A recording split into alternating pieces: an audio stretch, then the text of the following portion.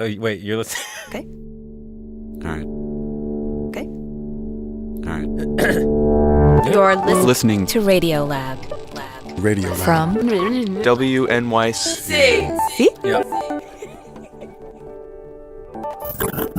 Hello. Hello. This is Lulu. Hello. This is Latif. Funnily enough, Yeah. the episode we have to bring you today is called Hello. It's really about the hardest possible hello. Yeah. If someone trying to say hello across a huge gap and not just say hello, but really communicate and understand the language of another species and possibly even have them understand you. Yeah.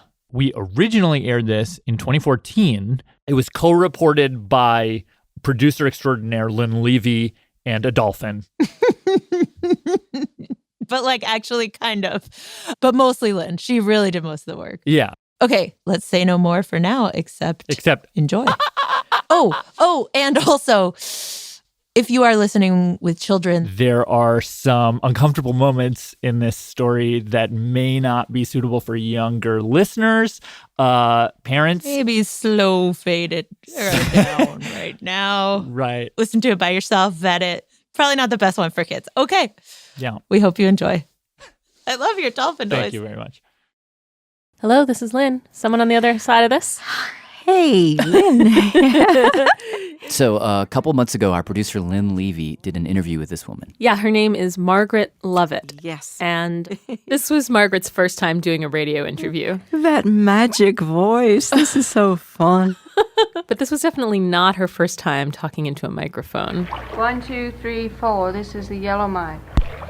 1, 2, 3, 4. This is the orange mic.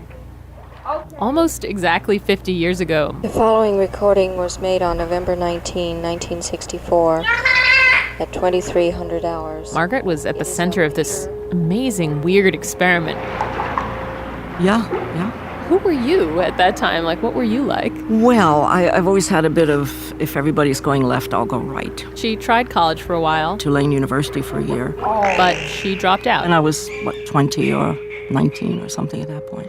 And moved to St. Thomas in the Caribbean. I'd never been to an island. Got a job at this hotel. Did menus, checked people in and out. And one day she hears about this strange research facility on the other side of the island. And I thought, I wonder what that is about. And I asked a few people, and they said, oh, no. They don't like people there or can't go there. And I was told not to go there, so I went there. And that's how it all started. And that's how we're going to start this show. I'm Jad Abumrad. I'm Robert Krulwich. Today on Radiolab, producer Lynn Levy brings us a couple of close encounters, although not with aliens. No, it's not in outer space, because it's much closer to home in this case. Although they are kind of alien-like. Yes, but, alien-like. Not Lynn, out did you there. have It's a dolphin. Yes, that's... The show's about dolphins. Yes. Yay! We're calling this hour Hello. So when Margaret got to this mysterious place, there were dolphins there. And what happened was she ended up becoming roommates with a dolphin. Do you mean in the, Bed-Stuy one-bedroom apartment sense? Sort of, yeah. She did end up living with a dolphin for many months in this apartment. IEAE. Like apartment? Mm-hmm. Had a little desk, had a little kitchen area with a stove. I think it was a little 2-burner stove or something, and a pot and a tea kettle. But the thing that's a little bit weird about the apartment is that the whole apartment was filled with water. It was... Completely filled? Well, I wasn't submerged, but I was in water up mid-thigh, sort of. It was just flooded with water. Just about there. So she could share it with this dolphin. A young male, Peter. His Royal Highness Peter.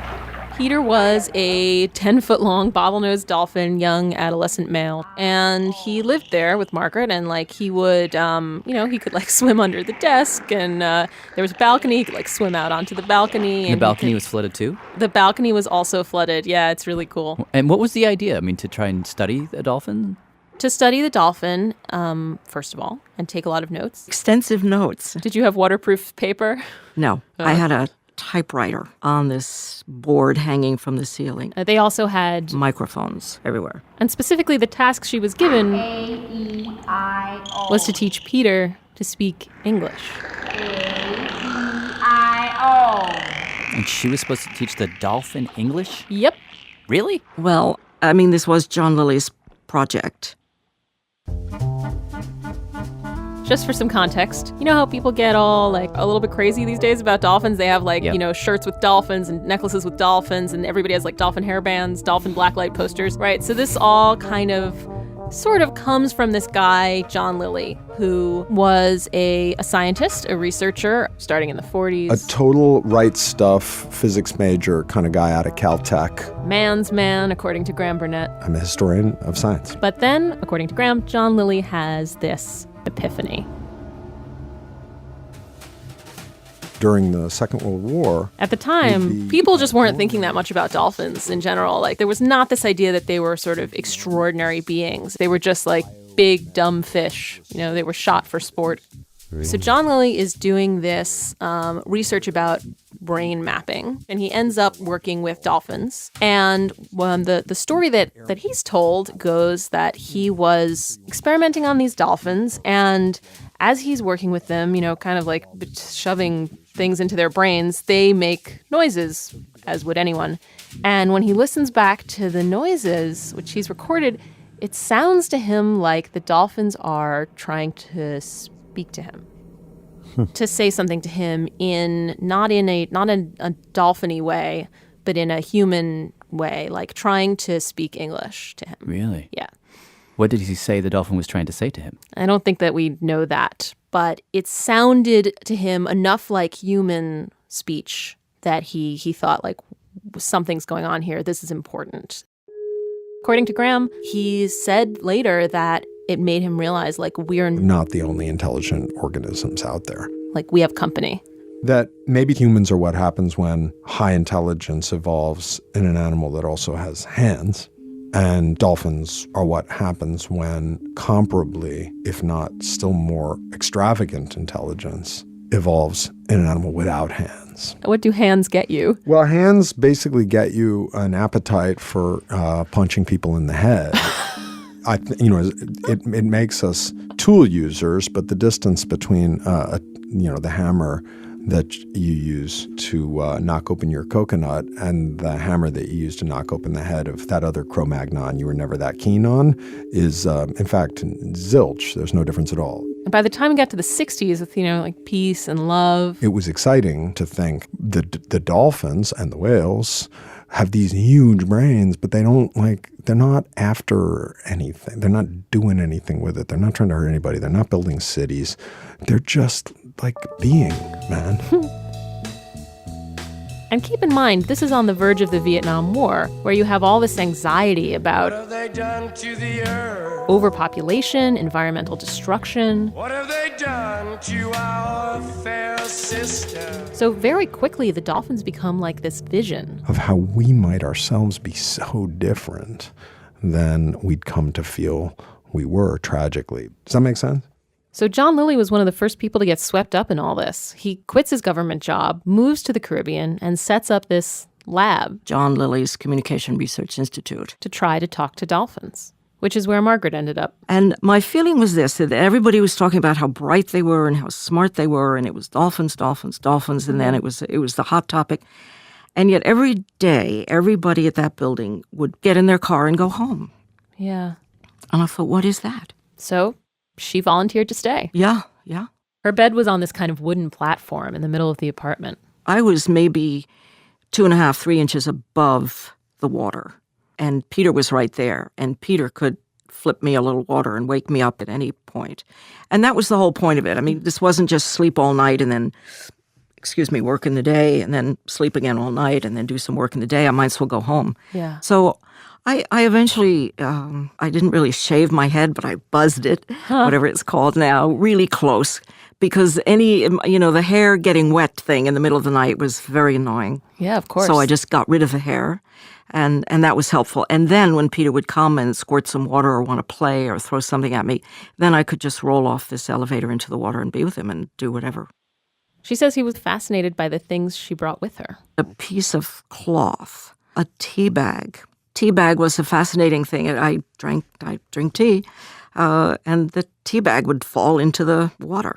And he would come and get it and sonar it, this creaking noise they make when they're sonaring, and he'd look at it and take the string over his beak and sort of swim around very proudly with his tea bag. And then he'd throw it up against a wall and it would stick.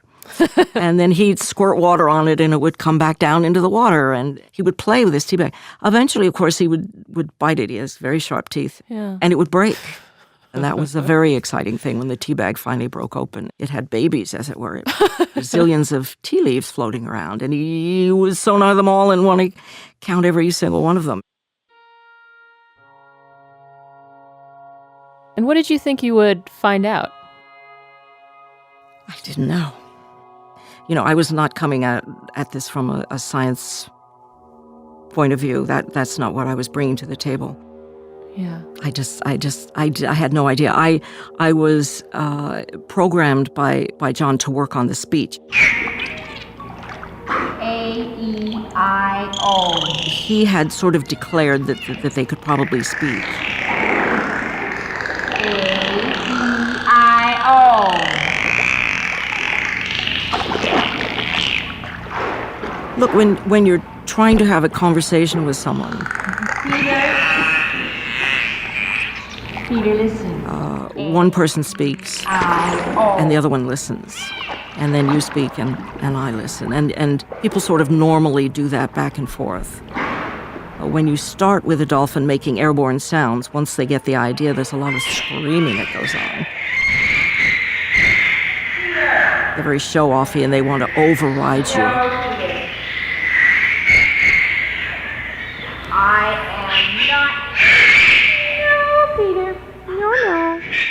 So you have to spend a lot of time getting it down to, I'm talking now. I can speak now. And now it's your turn. I can speak now. And yet if he's upset about something, he'll override me. Ooh, Peter. And it's annoying. Now listen again. No, what's this? Come on, Peter. 1, 2, 3. 3. Now start again. 1, 2, 3. Yes. But he learned very quickly to listen to me. 1, 2, 3, 4. Yes, baby. Good. And not to pick up my instructions. If I would say, no, Peter, I don't want you to do that. I want you to do this, this, this. He would give me back this, this, this. A parrot will often say, no, Polly want a cracker. They will repeat the whole thing of whatever you said. But Peter would pick up what I wanted when he was being a good student. And he was a good student. There seemed to be, with this one dolphin anyway, can't speak for all of them, an interest in what we were doing. Mm-hmm. He wanted to practice. He wanted to get it right. There was a mirror, and he would spend long periods of time by himself, didn't want me to be part of it. And he would practice whatever it was we had been doing in the lesson that day, over and over and over and over. He wanted to get it right. No,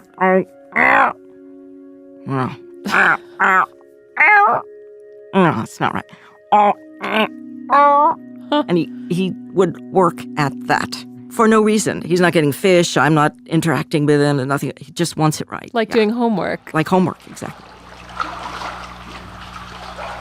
And after a few months of this, 1. Peter did start to sound really different. 1, 2. 1, 2, 3. Better. Paul. He kept getting better. It's extremely difficult for them. Hello. They just have a blowhole. They do not have the apparatus to really... S's are almost impossible. I would feed him my name. Margaret. And M is very hard. He would eventually roll over almost into the water with the blowhole to muffle the... Margaret. kind of a thing. Really? You're saying he would use the water as a way to help him make the sound? Yes. Margaret. With that word. Good. Do you think he knew that was your name? But nevertheless, we were a pretty good match. I knew his mood, his temperament, and he knew mine. He knew when I was sick, and I would get sick. You're in the water all the time. You're bound to get a cold or something. He just loved my anatomy. He wanted to know what my knees were doing. He would go behind my knee and sonar and look at it and feel it and push it and find out which way it would and wouldn't go.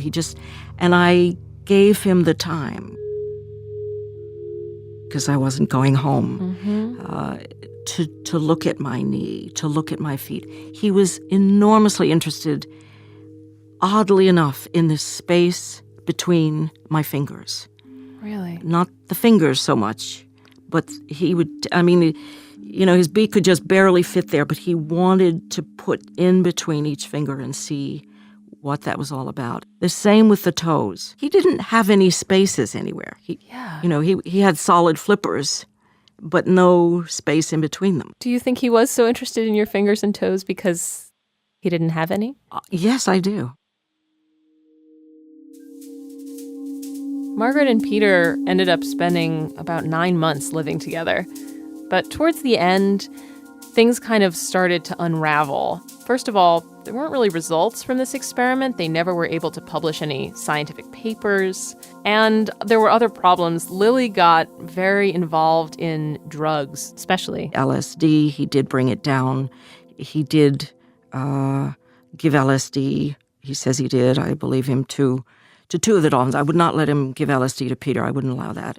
Why would he give them LSD? Well, it's not 100% clear, but it seems like he was trying to find a way to get the dolphins to open up, to connect, maybe to talk. In any case, by 1965, 66, his funding had started to dry up. And when people heard about Margaret's work, they tended to focus on one particular part of the story.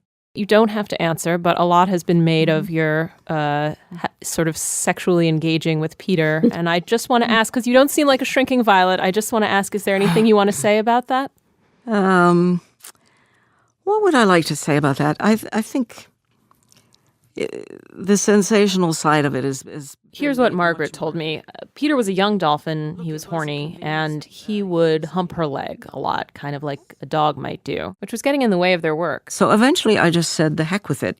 And she'd use her hand to, And it would quickly satisfy him, and then we could go back to doing what we were doing. And I never really gave it another thought. I never thought, ooh, don't let anybody know. I never thought, ooh, this shouldn't be. But because of details like this and the drugs, this experiment became extremely controversial, almost untouchable. People didn't want to be associated with Lilly. Nobody wanted to fund anything that sounded like Lilly. It just got this aura of... Don't go there. Don't go there. Even people who wanted to do really rigorous work with human-dolphin communication had a tough time getting any funding.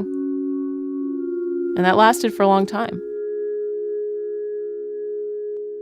And the thing is, even though there are so many reasons to disapprove of this experiment, when you talk to Margaret, you can't help but want to be in that apartment with them. He would come over, and when he was in what I call his sweet mood, and Peter had a lot of very, very sweet mood to him, he would sink to the bottom and take my foot in his mouth. And he wasn't sonaring, and he wasn't looking at anything. It was almost like a little kid comes and just wants to hold your hand. And he would just sink to the bottom and close his eyes and just hang on to my foot. And then he'd have to come up and breathe. And then he'd go back down, and he'd just grab my foot. And he would do this for a good while.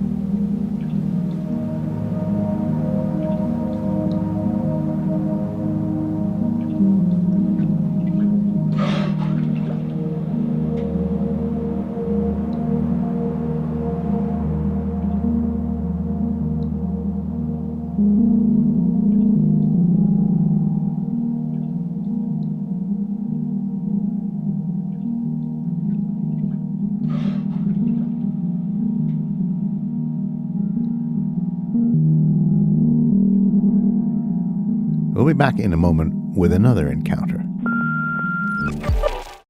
Hey, I'm Jad Abumrad. I'm Robert Krulwich. This is Radiolab, and today... Hello. Yes. Or as a dolphin might say. How would a dolphin say it? I don't know. Well, and you know what? That is exactly kind of the question of this next segment. I mean, the dream that a human being can talk to a dolphin or any animal, really, get in their heads and cross that gap. This is a dream that humans have had since, forever. Yeah, St. Francis of Assisi goes way back. Now, insofar as dolphins are concerned, after the John Lilly situation, researchers did get a little tepid. Yeah, but they didn't stay tepid, as you say, for long. No. Because along came this woman, Dr. Denise Herzing, director of the Wild Dolphin Project, who basically decided to take John Lilly's experiment and flip it. Rather than have the dolphin speak English, let's have the humans speak dolphin. Or at the very least, let's create a shared language where humans and dolphins can speak. Or at least whistle. Well, it's about finding a place you can meet. Back to producer Lynn Levy. Okay, so for Denise, this dream of finding that meeting spot, it goes back to when she was a little girl. Well, when I was 12 years old, I used to page through the Encyclopedia Britannica in the days when we had books. Mm-hmm. And I would always stop at the whale and dolphin page, look at the dolphins and go, wow, I wonder what their brains are like because they've evolved in the water. You were thinking that when you were 12? I was a total nerd. In fact, I entered this contest in Minnesota, what would you do for the world if you could do something? And I actually wrote, I would build a human-animal translator so we could figure out what was going on in the minds of animals. So, yeah, I don't know. I got the bug early, and here I am. Were you having a fantasy about what you might learn? A fantasy? No, I was just curious. So, I don't know. You look in their eyes, there's definitely something behind there. You just want to know what it is. Fast forward many years, Denise got a boat. And I went out to the Bahamas. She was like, if I'm going to study these dolphins, I'm going to do it in the wild. That's where they live. So she tracked down a pod of wild dolphins. Yep. And she just tried to blend in. I actually anchored the boat in one spot most of the time. This spot in the Bermuda Triangle. In the middle of, I call it the Dolphin Highway. Where dolphins come and go. They could come by if they wanted to, and if they didn't, they didn't. When they would come by, she and her team would just slip into the water. And behave ourselves. Just sort of watch, paying attention to who was who, which dolphin had a crooked fin, which one didn't. And when they'd leave, we'd get out, and that's really how we operated for the first 5 years, and it worked. 5 years? She spent 5 years just watching? Not doing anything else? Yes. Doesn't this take an enormous amount of patience? Well, sure. But after about 5 years, they started realizing, well, these guys aren't going to grab us and poke us and prod us. So they started just going about their own business. Like feeding, mating, nursing, and talking.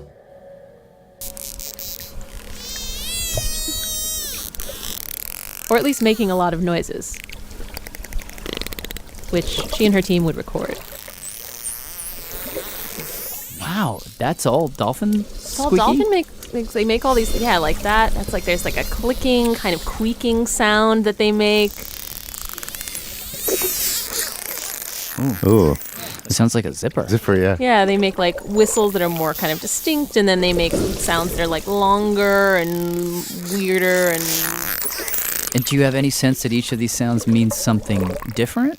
Well, that's exactly what we don't know. I could tell you what kinds of sounds are correlated with fighting and with mating or disciplining a calf. What we don't know is, are there detailed kind of words in there? Is there more kind of encoded information? But what they do know is that each dolphin seems to have its own kind of signature whistle. Which is basically a name. Every individual has its own name. Peter had a name. Nobody's ever asked me that. Here's Margaret again. And his name was...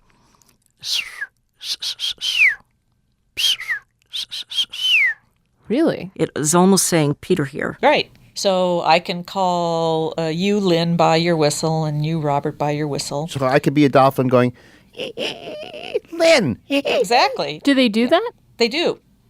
Huh. Not only that, apparently dolphins will use the names of other dolphins who aren't even around, they can't see them.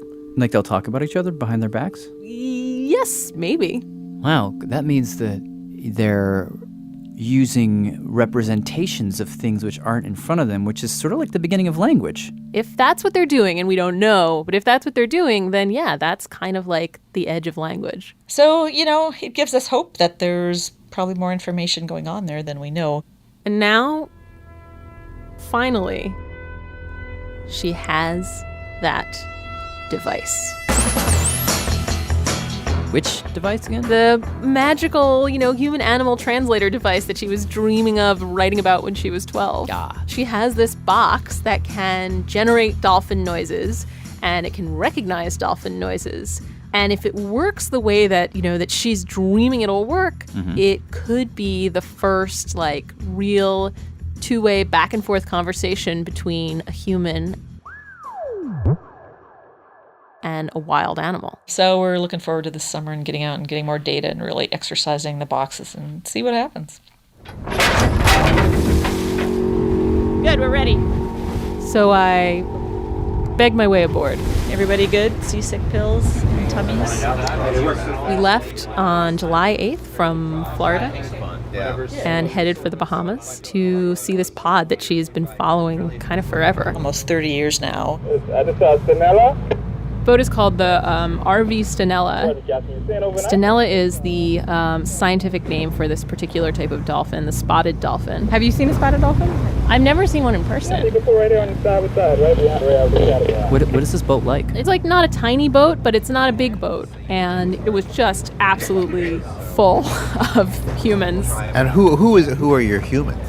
Well, there's Denise, obviously. How's it going? And you got a captain. My name's Keir Smith. First mate. Danielle. Research assistants. Allison Myers. Les Mason. Bethany Olier. Nathan Skripchak. Volunteers. Drew Mayer. There's a acoustics expert. Matthias Hoffman. For a long time, I couldn't even figure out where everybody was sleeping because the boat seemed so small. I was like, there is not room for all these people on this boat. Behind you, there's a hot soldering iron next to the fridge. And I haven't even gotten to this guy. Don't get into it.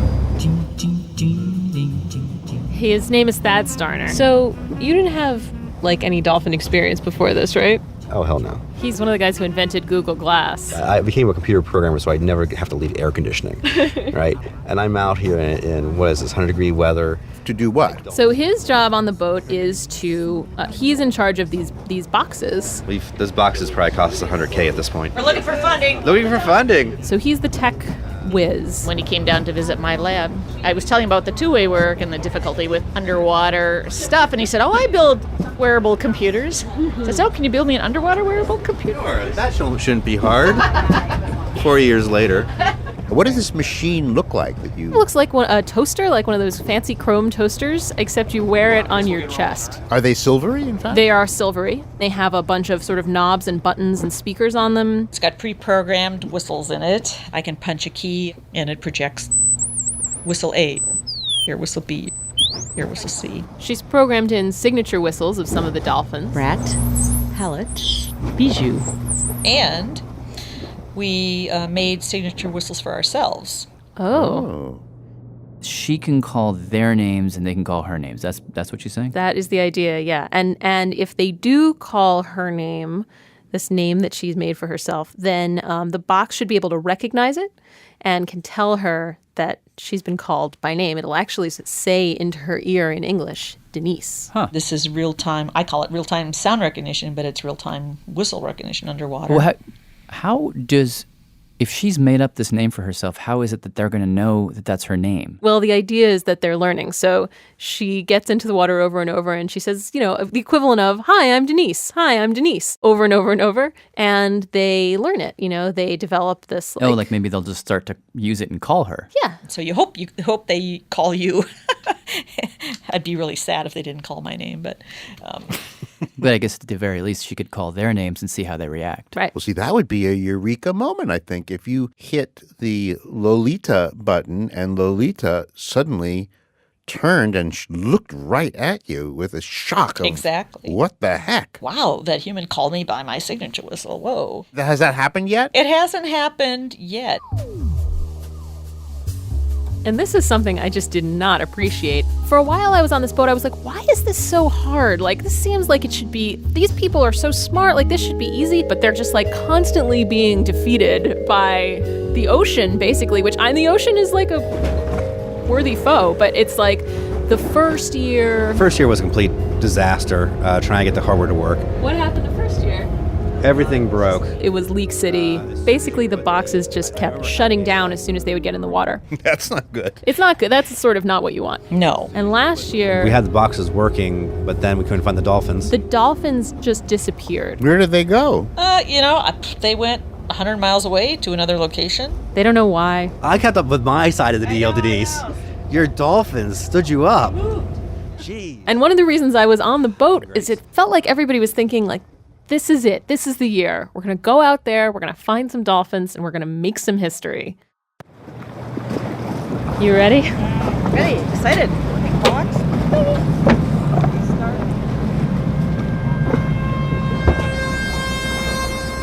Now. Any minute now. Okay, it turns out it's not that easy to find these dolphins. They're not tagged. They're wild dolphins. So you just, you go to where you think they might be. Do you know that song? You stare at the water and you wait. Yeah, what is that?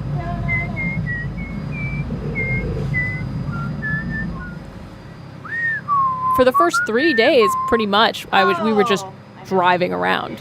Game of Thrones. In circles, literally in circles.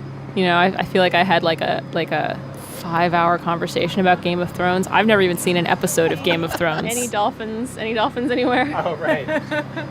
No. There's nothing else to do. Dolphins, come on, dolphins. We need you now. Come on, dolphins. Come on, dolphins. Come on, dolphins. To kick in. Dolphins. See a piece of seaweed, it would look like a dolphin. Dolphins, come on, dolphins. A wave that looks like a dolphin. I have to say that I'm everything looks like a dolphin to me right now. Well, there are days like that.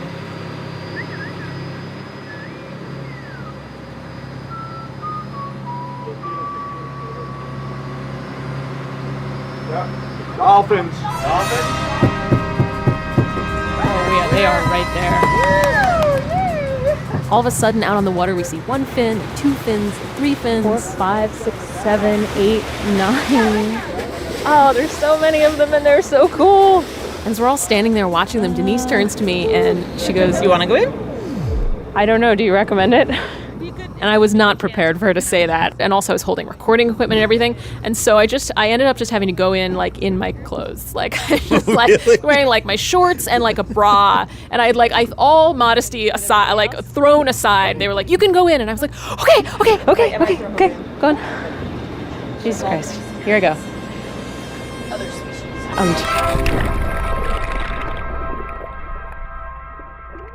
We'll be right back. Hey, I'm Jada Boomrod. I'm Robert Krulwich. This is Radiolab, and today The show's called Hello. back to Lynn.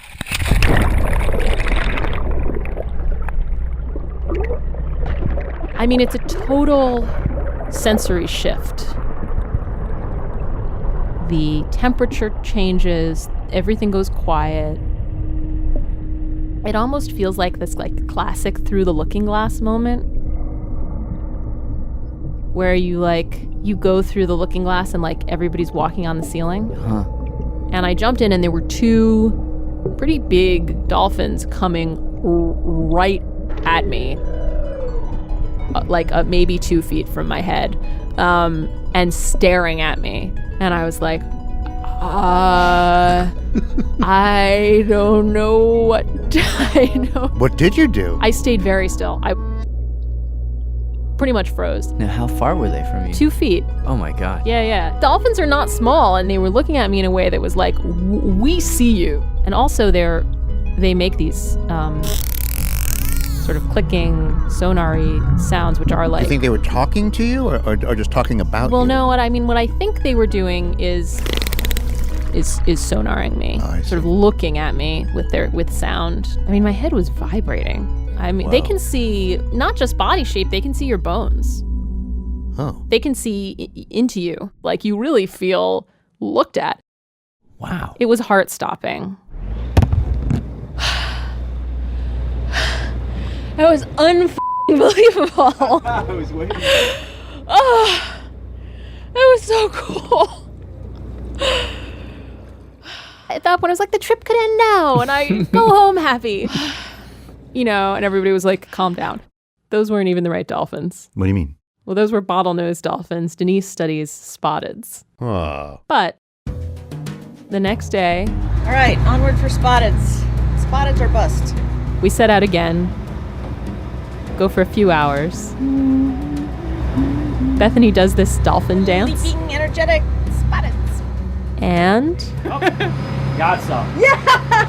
The dance worked! Your dance worked! You saw him, right? Yeah, right there. Yeah, there we go. So then, everybody's like, it's like all hands on deck situation. Everybody's like strapping on the boxes and strapping on the headphones. What are you doing? Oh, so there's a lot of scrambling. There's so much scrambling. Oh, there's one off the bow here. It's like a fire drill. Now, I'm putting on my box. Here's the problem. So I'm just testing. Unlike a captive dolphin, wild dolphins, they have other things to do. They have, fish to catch. You kind of have to entice it into having a conversation. Otherwise, it'll just swim away. But how do you do that when you don't know its language? Well, turns out dolphins are just crazy for scarves. Scarf high. Scarf low. When you throw them a scarf, they sweep it up with their tail fin and then they let it go and it wafts through the water and another dolphin comes up and sweeps it up with their rostrum. So the idea is you use the scarf as kind of like a bridge. Denise and another diver will get in the water with a scarf. We'll get in the water and we'll just start passing it back and forth. It's human to human. Like, hey, look at this fun thing we're doing. Let them watch. If they want to get in the game, we let them in the game. Sometimes we'll take the toy over to them, show it to them, and press the word for scarf. Say, hey, this is a scarf. They just made up a whistle for scarf? Yep. And ideally, and this is the key, the dolphins will pick up the word and use it too to ask for the scarf. If and when they do that, then you've got like a tiny bit of common ground that you can build on. Okay, who you got? We have 4 spotted dolphins. Here are little candidates, Kristen and Pallets. Yes, we've been waiting for them, right? We have. Just before they jump in, Denise walks another diver through the game plan. Oh, so you're going to hold it and you're not going to give it to them. Okay. You're going to entice it with them. You're going to be like, oh, this is so nice. Should I like dive down with it and like wave it or? Yeah, first start at the surface and just really get them with you. Moments later. All clear? Good, we're ready. Denise jumps in, followed by 3 other divers. 4 in the water. Were you in the water this time? No, I actually had to watch the whole thing from the deck. And you could see from the surface 3 or 4 adolescent dolphins. See, Denise is right up next to one of them. You see the back of her head and her little snorkel. That's good. She's surrounded right now. What are they doing? I'm not sure. Oh, they're kind of twisting around each other. I will say this. She is tremendously graceful in the water. She gets in the water and she's totally at home. So maybe she is a dolphin. She might secretly be a dolphin. Going around and around. And there she goes under. Man, what is happening under there? This is what it sounds like underwater.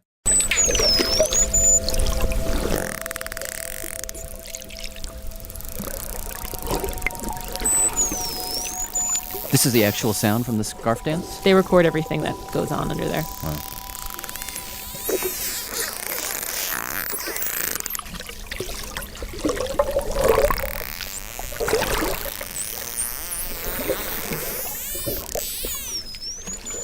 I mean, a lot of that is the dolphins just doing whatever they're doing.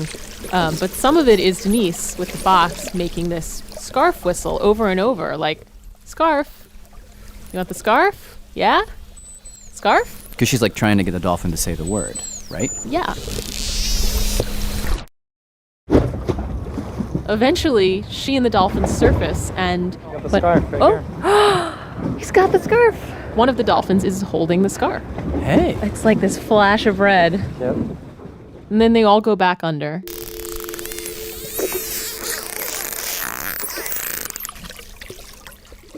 And if Denise comes back up with it, that's real good. All right, wait and see.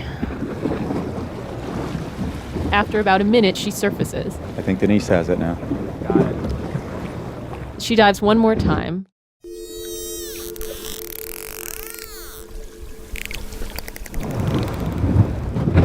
A minute later, dolphin has the scarf. And this went on and on. They were passing it back and forth so fluidly that I thought maybe the dolphin has begun to ask for the scarf by name.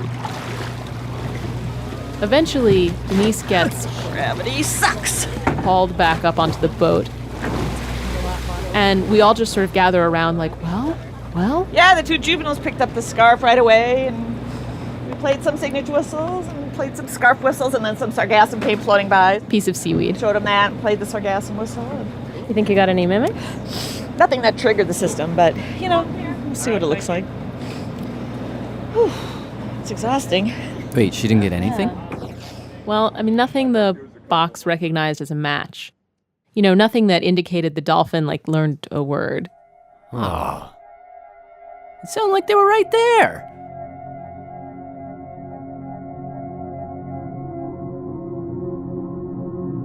But there was this one thing that happened. She said that when she addressed one of the dolphins by its name, the dolphin turned around and looked at her and kind of cocked its little dolphin head. Really? Yes. I was hoping that you'd say that. Oh, wow.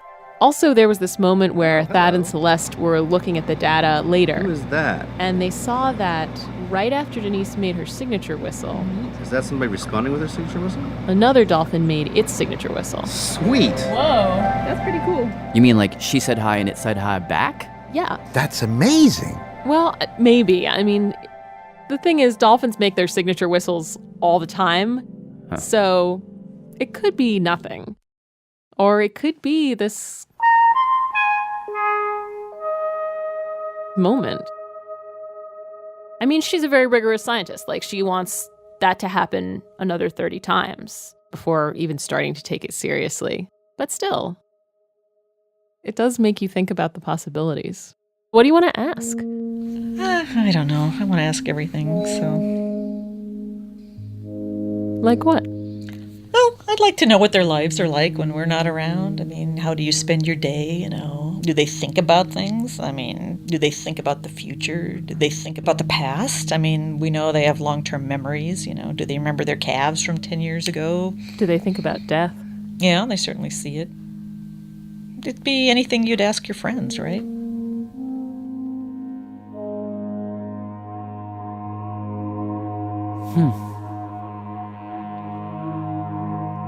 Although part of me wonders, are they ever going to even get there? What do you mean? Well, if the goal is to have a conversation, and you're going to do it this way where you're in the wild, and you can't touch them, and you've got to verify every whistle 35 times, well, are they ever actually going to have a conversation? Well, because this is day one of the language lesson. I get it, but don't you feel like Margaret was... all the problems of that experiment aside, she was actually getting somewhere with Peter? They were actually having a real exchange? In the moment, perhaps, but thinking forward, I believe that what you can accomplish by talking, by having a two-way conversation, is just infinitely greater. And I totally agree. But if it's taken her 30-something years to get to a maybe hello. Yeah. She doesn't even know if she got to hello yet. And if all she has is just a limited amount of time with these dolphins every summer, then 50 more times is going to take her 50 more years. And I'm just like, oh, God, the planet's going to be 17 degrees warmer by that point. Dolphins are going to have all migrated to some other spot. It just feels like, oh, come on. Just get in the pool and let the dolphin hold your foot. She's already got the hello going for her, maybe. So that's a start. And then, yes, in 50 years, she may have moved past hello to... a 3-word sentence. How's your mackerel today? Yeah, I think that too. A 3-word sentence, yes. I would put money on a 3-word sentence in 50 years. Mm-hmm. The question is, do we ever get to the point of... exploring death. Yeah. Yeah, I don't know. Lynn, do you have faith? I have faith that if Denise continues with what she's doing, that we'll be able to talk about concrete things. We'll be able to talk about seaweed, and we'll be able to talk about coral, and we'll be able to have a scintillating conversation about scarves. I do believe that, and that is not nothing. That is pretty impressive in its own way.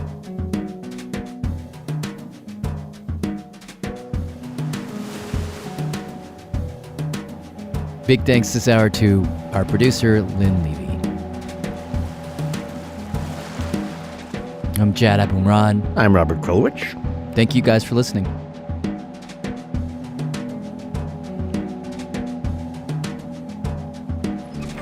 Radiolab was created by Jada Boomrod and is edited by Soren Wheeler.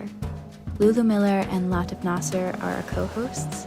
Susie Lechtenberg is our executive producer. Dylan Keefe is our director of sound design. Our staff includes Simon Adler, Jeremy Bloom, Becca Bressler, Rachel Cusick, W. Harry Fortuna, David Gable, Maria Paz Gutierrez, Sindhu Sambandam, Matt Keelty, Annie McEwen, Alex Neeson, Sarah Kari, Ariane Wack, Pat Walters, and Molly Webster, with help from Carolyn McCusker and Sarah Sonbach. Our fact checkers are Diane Kelly, Emily Krieger, and Adam Schivel.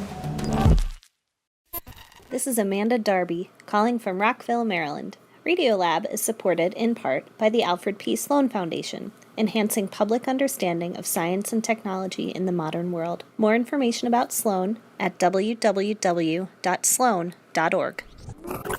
Science reporting on Radiolab is supported in part by Science Sandbox, a Simons Foundation initiative dedicated to engaging everyone with the process of science.